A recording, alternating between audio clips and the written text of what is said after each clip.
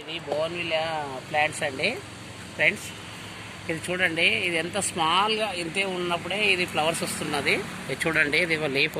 ఇది any time flowers 24 ఏది 360 days plants ఫ్లవర్సే ఉంటుంది. ఇది బోన్సాయి ఇంతే సైజులా. ఇది ఒక ఆకారం చూడండి. ఈ రకంగా మనము చేసి ఇప్పుడు ఈ రూట్ అనేది మనం ఇంతకుముందు మీ వీడియోలో చూసాము. ఇట్లా ఏమైనా ఎక్స్ట్రా ఉన్నదాన్ని మట్టి దులిపేసుకున్నాము, ఏమైనా ఎక్స్ట్రా ఉన్నాయి కటింగ్ చేసినాము. అంటే ఇంతకుముందు చూడకపోతే చూడండి, ఇలాంటిగా ఎక్కువ రూట్స్ ఉండొద్దండి, ఇంతే సైజులో ఉండాలి. ఇది మనం ఒక 4 ఇంచుల పాటే మనం ఇంతకుముందు వీడియోలో చూసాను కాబట్టి చూడండి.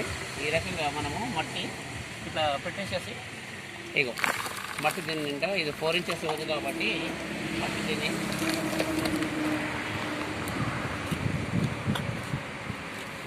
ఇలా మట్టి పోసేసుకొని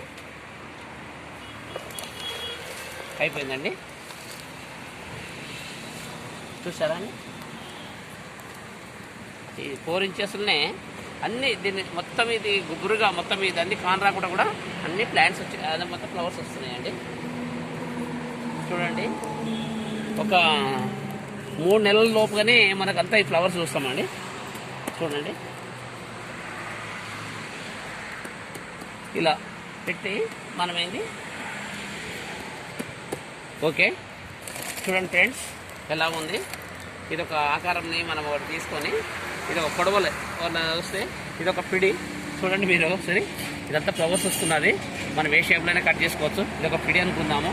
ఇది ఒక పొడవల ఆకారం కూడా మనం చేసేస్తాము కాబట్టి ప్రతి రైతుకు ఈ కొడవలతో అవసరం కాబట్టి ఈ కొడవల ఆదర్శం కూడా మీకు చూపెడుతూ ఈ కొడవలతోనే మనం ఏదైనా ప్రతి అయినా రైసు ఏదైనా తింటున్నాం కాబట్టి, అంటే కొడవల చేతనే మనం అన్ని రకాలుగా పనులు చేసుకుంటున్నాం కాబట్టి ఇది చూడండి ఎలా ఉంది.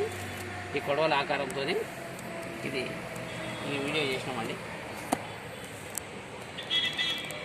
ఓకే వ్యూవర్స్, ఈ బోగన్విల్లియా బోన్సాయి ఎలా చేయాలో మనం తెలుసుకున్నాం కదా. సో ఈ వీడియో మీకు నచ్చిందని అనుకుంటున్నాను. మీకు నచ్చితే లైక్ చేయండి, షేర్ చేయండి, కామెంట్ చేయండి. Thank you all.